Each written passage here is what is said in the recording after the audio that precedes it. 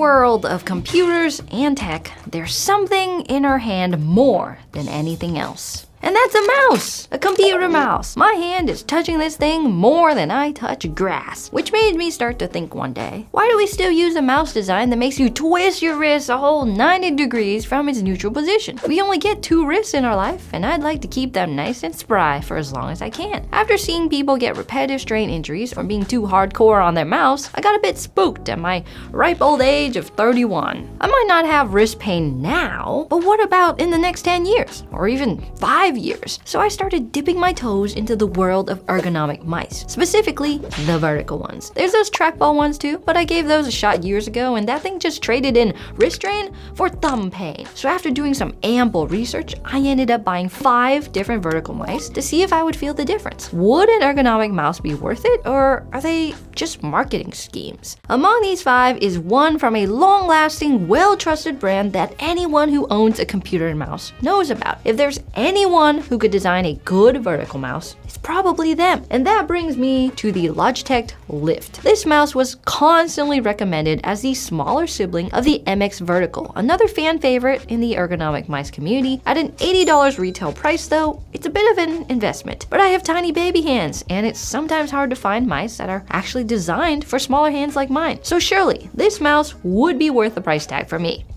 Boy, was I wrong. I came in with high hopes when I first held this in my hand. It has a soft rubber back and a sleek plastic front. The clicks are nice and silent, and there's even a magnetic lid for the battery and dongle compartment. Come on, it's Logitech. That's a name brand. But when it came time to actually use the mouse, I was instantly baffled by how hard this thing felt to pick up and move around. It was like I had to exert more muscles just to pick this thing up without it slipping right out of my hand. Think about how you use a regular mouse. Your thumb and ring and pinky finger clamp both the sides of the mouse and you just pick it up. But with this mouse, my ring and pinky fingers just couldn't get the right grip. It's like they would just slip off if I wasn't straight up squeezing the mouse. I thought that maybe this was part of some learning curve. But after a few days of trying and trying, I gave up. I know, I might sound like a baby, but it cannot be overstated how surprisingly strenuous this thing is to pick up. I even had everyone in the office try it out, and without prompting them, everyone complained about the same problem. Not to mention, the other buttons on this thing were as consistent as the Texas weather. The side buttons are loud, the scroll and the DPI buttons are mushy. It's like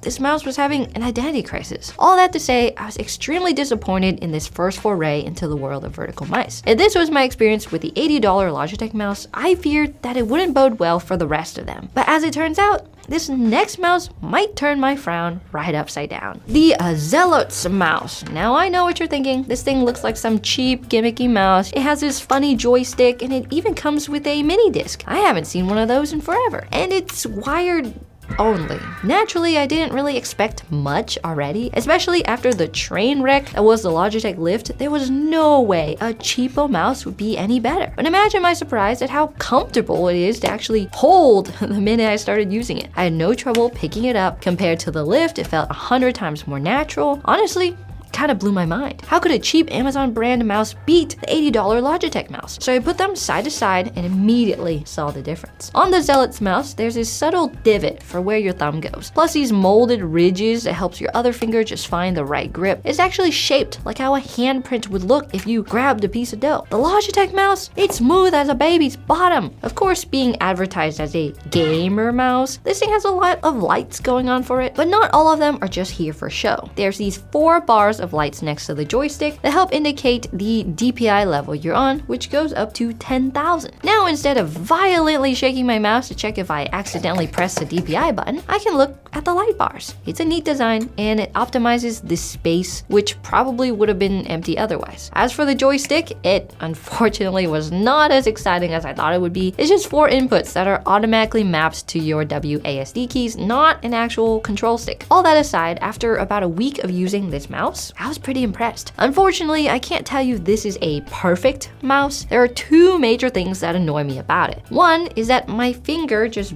barely reached the scroll. My tiny baby hands strike again. I use the middle finger to scroll, but if I were to use my pointer finger, scrolling would almost be out of the question entirely. The second one was that, well, it's wired. In the big 2026, a wireless mouse is essential. But if a cheap $30 Amazon mouse could beat Logitech's expensive $80 mouse in terms of comfort, what would that mean for the most expensive mouse in this video? Are you liking the video so far? Is it well edited? Well, I can't take credit for that because we have editors. But for the things I do edit, I can use today's sponsor, the Dash Adobe Premiere wireless shortcut keyboard from JCPal. As someone who doesn't edit as often nowadays, I won't lie, I'm getting pretty rusty on my shortcuts. But JCPal has a pretty straightforward solution for me. Behold, a mechanical keyboard with keycaps that show you exactly what all 8 billion of the Adobe Premiere shortcuts are. No key combos, just boop. It doesn't get much more straightforward than that. But the way they've approached something like this is very clever. First, you have this compact 75% layout, which is of course all the rage. But in this section right here, where you usually find the end insert and so on, you have these additional keybinds. Useful keybinds at that. Maybe you don't like them though. Maybe you'd rather have one for, say, jumping forward a caption. Great news! There are 20 hot swappable keycaps to fit just about anything you can think of. Of course, it has all the usual things you'd expect in a modern keyboard: adjustable feet, support for Bluetooth and USB dongle, cable connection, all so you can use it exactly how you want to. Really, this is pretty much everything that a keyboard encompasses. No crazy frills, no gamer RGB, no LCD screen, just a tight, compact mechanical keyboard that helps you learn or remember an absolute boatload of Premiere shortcuts. And hey, there's a version for DaVinci Resolve, Final Cut Pro, Photoshop, and Lightroom if those are more your speed. If you spend any real-time editing, then make sure to check out the link in the description below.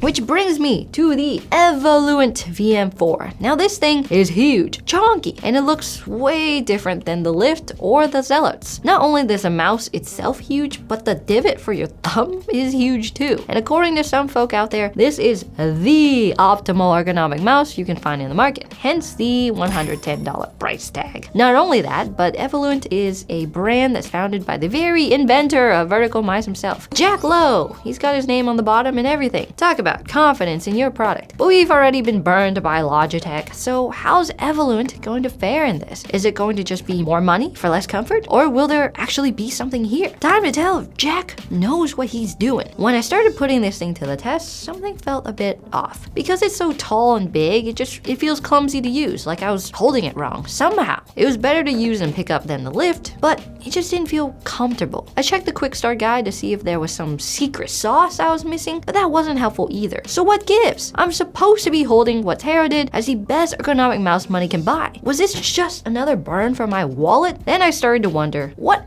actually makes a mouse ergonomic? Most vertical mice are actually categorized by their degree of their angle based on where your wrist is compared to your desk. The Logitech Lift, for example, uses a 57-degree angle. Meanwhile, Evoluent uses a full 90-degree angle, the most neutral position of your wrist when you rest your arms at your side. In ergonomics, 90 degrees is the magic number, so to speak. When you're sitting at your desk, you want not just your wrist to be 90, but you want your elbows to be 90 too. And in order for your elbow to do that while using a mouse, you need your desk and your chair to be in the perfect position, which is exactly where I had gone wrong. So I got my chair and my desk all adjusted and then tried another go with the Evoluent. And finally, it clicked. It instantly started to feel more natural to use. And its absurd tallness finally made sense too. It keeps your wrist from being so close to your desk and encourages you to use more of your elbow and shoulder to move, which is the entire point of the ergonomic mouse, reducing the pain in your wrist. With this secret unlocked, I was satisfied. I hadn't just burned a $110 hole in my wallet. There's actually something here that could warrant the exorbitant price tag. Except for a $110 mouse, it really doesn't come with all the bells and whistles it should come with. There's no dongle holder, the battery lid isn't magnetic like the Lifts, the scroll sounds like an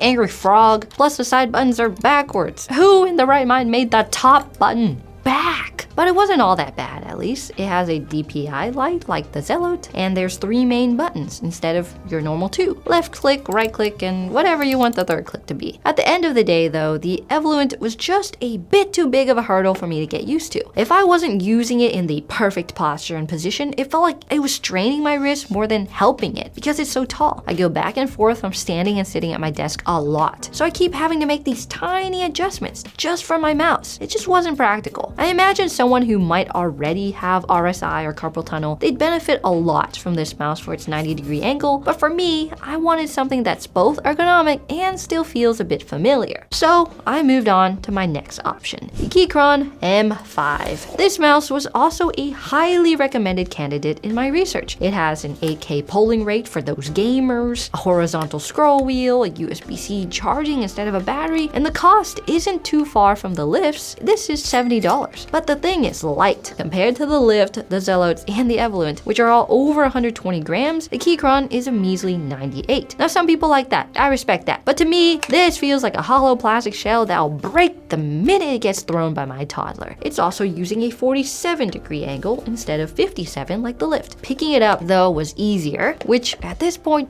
is a bit of a low bar, but the slippery material just didn't win any points for it either. I compared it to the Zelotes again, and like the Lift, it lacks any sort of divot or ridge to help your hand find its place. Plus the footprint this thing has on the desk is huge. It's bigger than the Evoluent. For a $70 price tag, I was expecting something that felt a lot more premium. Sure, there's a horizontal scroll wheel, which is honestly pretty nice to have, but there's no dongle holder. There's not enough space for a dongle holder? Come on, look at this thing. Keychron, put in a dongle holder. After a few days of trying to come around on this mouse, it just didn't happen. If you're into gaming, you need a vertical wireless mouse, and you like your mouse to be super duper light, maybe this is for you. But for me, it felt a bit flat. And big. Absolutely nothing about it wowed me. Somehow, so far, the Zelotes was leaving these name brands in the dust. Was the $30 Amazon mouse really going to be the champion of my vertical mouse showdown? But I had one last mouse to test. One mouse to finally challenge the Zelotes. The Protoarc EM11. This is actually the cheapest item on this entire video, coming in at just $27. The angle's 58 degrees, basically the same as the Lift, and it also has USB-C charging, like the Keychron. And I know it looks weird, like an oven mitt or a lobster claw. The design was so bizarre, I honestly thought it was just a gimmick mouse. But I thought the same about the Zelotes, and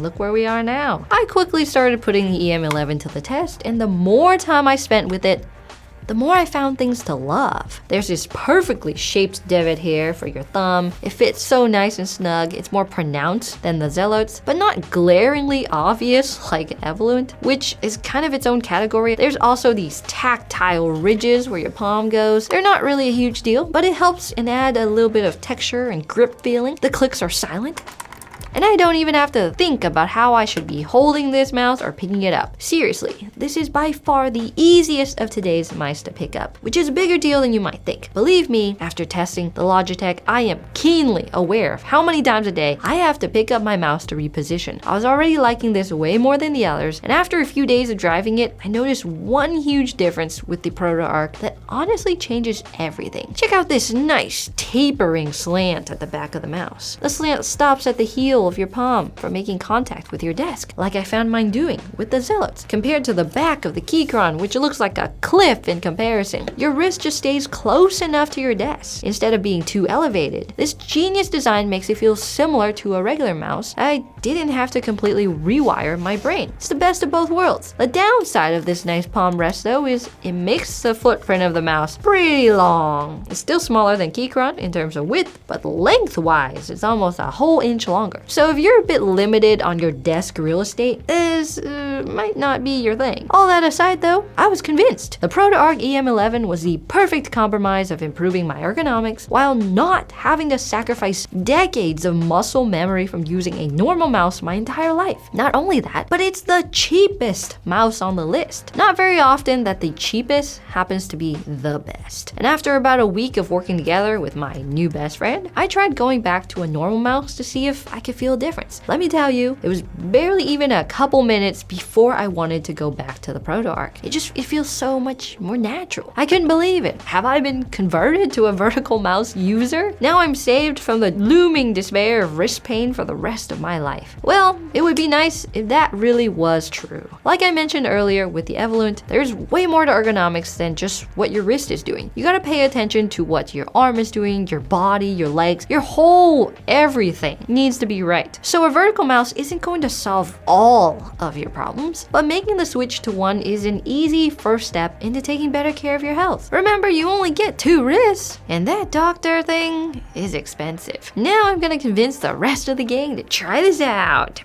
Pa, pa, pa, pa.